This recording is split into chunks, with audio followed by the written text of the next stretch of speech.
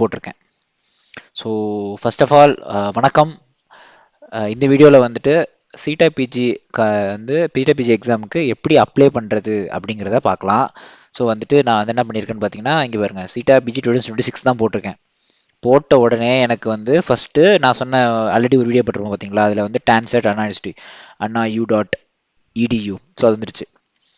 உள்ளே கிளிக் பண்ண உடனே இந்த மாதிரி தான் உங்களுக்கு இருக்கும். ப்ரொசீஜர் ஃபார் ஆன்லைன் ரெஜிஸ்ட்ரேஷன், எப்படி ஆன்லைன் ரெஜிஸ்ட்ரேஷன் பண்ணுறது அப்படிங்கிற ப்ரொசீஜர் பற்றியும், ப்ளஸ் வந்து எக்ஸாம் டீட்டெயில்ஸ் எப்போ வந்து எக்ஸாம் நடக்க போகுது அப்படிங்கிற டீட்டெயில்ஸ்லாம் கொடுத்துருப்பாங்க. இது இங்கே பார்த்தீங்களா, அடிஷ்னல் இன்ஃபர்மேஷன் ஃபார் அட்மிஷன் இருக்குது பார்த்தீங்களா.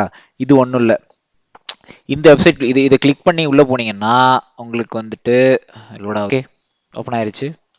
இப்போ பார்த்தீங்கன்னா ஜிகு ஜிகு ஜிகு ஜிகு ஜிகு ஜிகு ஜிகு ஜிகு ஜிகு. அது வந்துருச்சு பாருங்க. ஸோ வந்து for example MTech climate change disaster management படிக்கணும்னு ஆசைப்படுறீங்கன்னு வச்சுப்போம். அதில் வந்து நீங்கள் பிஇயில் வந்து civil engineering with any specialisation படிச்சிருக்கலாம்.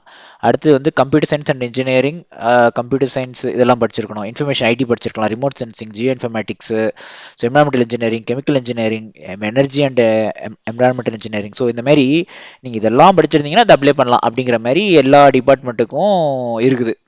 So இதை நீங்கள் பார்த்து தெரிஞ்சுப்பீங்களாமா. ஓகேவா. ஸோ நெக்ஸ்ட் நம்ம வந்து online for last date for registration வந்து 10 நாள்.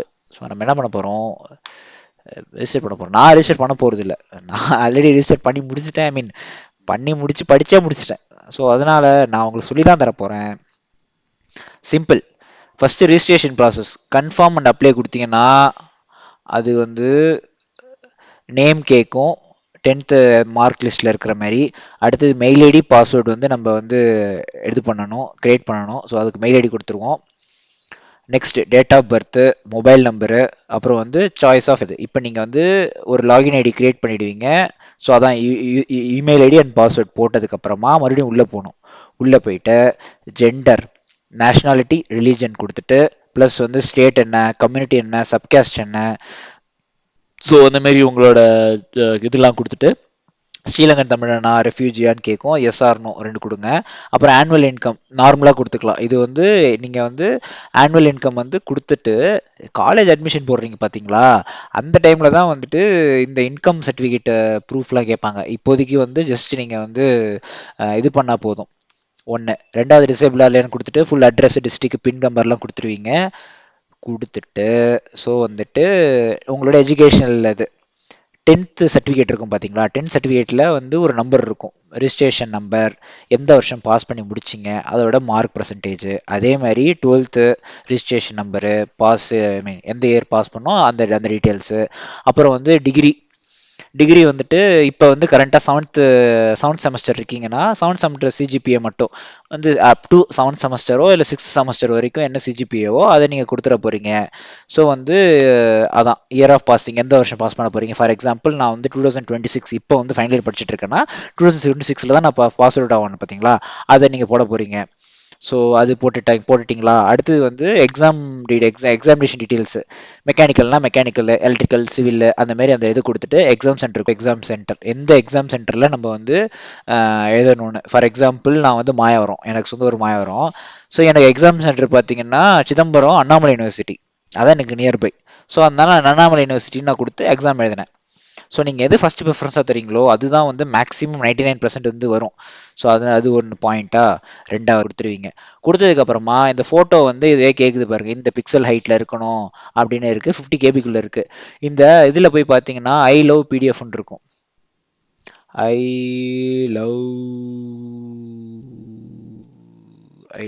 பிடிஎஃப், யா இதோ இருக்குது பார்த்தீங்களா. ஸோ கூகுள் வந்துருச்சு. ஸோ ஐ லவ் பிடிஎஃப்ல போயிட்டு பிடிஎஃப் கன்வெர்ட் பண்ணிக்கலாம், இல்லை வந்து கம்ப்ரஸ் பண்ணிக்கலாம் ஃபைலை. ஸோ வந்துட்டு உங்களுக்கு ஏற்ற மாதிரி நீங்கள் வந்து இந்த உங்கள் இதை எடுத்து இதில் போட்டு கம்ப்ரஸ் பண்ணிடுவீங்க. கரெக்டாக அது ஈஸி தான், பண்ணிடலாம், ஒன்றும் பிரச்சனை இல்லை. நீங்கள் பண்ணிங்கன்னா வந்துடும் ஆட்டோமேட்டிக்காக. ஸோ அடுத்தது இதான் ரொம்ப முக்கியமான பகுதி, டாக்குமெண்ட்ஸ் டு பி அப்லோட்.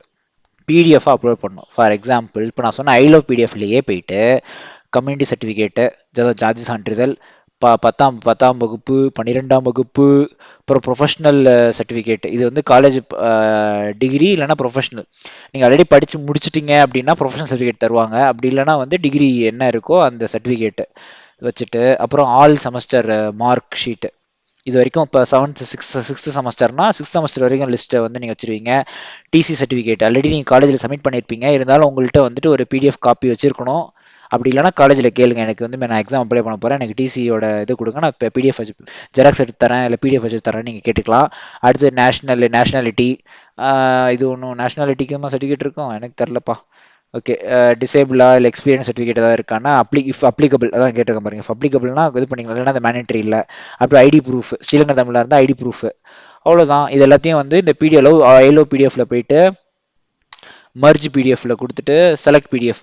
என்னோட இப்போ நான் வந்து எந்தெந்த இப்போ தனியாக ஒரு ஷீட் வச்சுருப்பேன் பார்த்தீங்களா, ஸோ இந்த மொத்த சர்டிஃபிகேட்டையும் ஒரு லிஸ்ட்டு போட்டு பிடிஎஃப் கொடுத்தீங்கன்னா அது பிடிஎஃப் 5 MBக்குள்ளே கன்வெர்ட் ஆகிடும். அதுக்கப்புறமா இப்போ கொடுத்த எல்லாத்தையுமே வந்து நீங்கள் செக் பண்ண போகிறீங்க, எல்லாமே கரெக்டாக இருக்கா.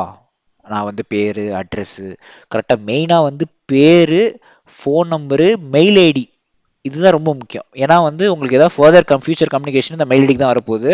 ஸோ மெயில் ஐடி ப்ளஸ் வந்துட்டு உங்கள் பேர்லாம் as per the SSLC mark list படி இருக்கான்னு ஒரு தடவை செக் பண்ணிடுங்க. ஸோ வந்து அடுத்தது ப்ரொசீட் பேமெண்ட் கொடுத்துட்டு அப்புறம் இந்த பேமெண்ட் பே பண்ணிட்டீங்கன்னா அவ்வளோதான், ஃபினிஷ்.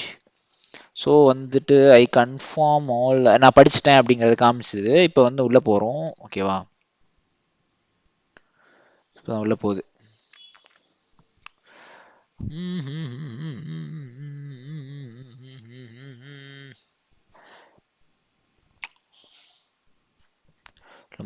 வந்துருச்சு. ஸோ பாருங்க, என்னோட 10th மார்க் லிஸ்ட் படி நான் வந்து கொடுக்கணும். Any correction, the name is printed in the application, hall ticket, mark sheet, download, admission later, any change correction is not allowed. அதாவது என்ன நம்ம என்ன கொடுக்குறீங்களோ அதுதான், கரெக்ஷன்லாம் பண்ண முடியாதுங்கிறாங்க, ஓகேவா. பேர் கொடுக்கணுங்குது, ஓகேடா. ஐயோ ஐயோ ஐயோ ஐயோ, பாடா படுத்து எடுக்கிறாங்க. என் பேர் என்ன நான் கொடுக்குறேன், ஓகே. ஸோ இப்போ mail ID, confirm mail ID, அப்புறம் வந்து என்னோட டேட் ஆஃப் பர்த் என்னன்னு கொடுத்துட்டு பாஸ்வேர்டு 2 பாஸ்வேர்டு வந்து நீங்கள் கொடுத்துட்டு மொபைல் நம்பர் கொடுத்துட்டு எக்ஸாம் சாய்ஸ் ஆஃப் எக்ஸாமினேஷன். நான் வந்து எம்டெக் தான், நான் எனக்கு எம்டெக், ஸோ அதான் எம்டெக். இல்லை வந்து நான் 3மே எழுத போகிறேன் அப்படின்னாலும் அப்படி பண்ணிக்கலாம் போல இருக்குது. ஸோ எம்டெக் கொடுத்துட்டு நீங்கள் இதெல்லாம் கன்ஃபார்ம் பண்ணிங்கன்னா you can proceed for the further steps, ஓகேவா. இதுதான் வீடியோ, உங்களுக்கு புரிஞ்சிருக்கும்னு நினைக்கிறேன். பண்ணுங்க, அது ஈஸி தான். உங்களுக்கு வந்து அது நான் பண்ணி காமிக்கணும்னு எந்த அவசியமும் இல்லை. ஒன்ஸ் நீங்கள் உள்ளே என்ட்ரு ஆகிட்டாலே அதுவே உங்களை கூட்டு போய் இது பண்ணிடும், ஓகேவா. ஸோ அதனால நீங்கள் வந்து இதில் கவலைப்படுறதுக்கோ இதில் பார்த்து பண்ணுறதுக்கோ எதுவும் கிடையாது. ஜஸ்ட்டு சும்மா பண்ணுங்க, அது வந்துடும், ஓகேவா. அதுக்கப்புறமா வந்து நான் யூனிவர்சிட்டியில் வந்துட்டு என்னென்ன ஐ மீன் கேம்பஸ்க்கு என்னென்ன கம்பெனி வரும், அவங்க என்ன சிஜிபிஏ ஐ மீன் என்ன சிஜிபிஏ வச்சு இன்டர்வியூக்கு ஷார்ட் லிஸ்ட் பண்ணுவாங்க.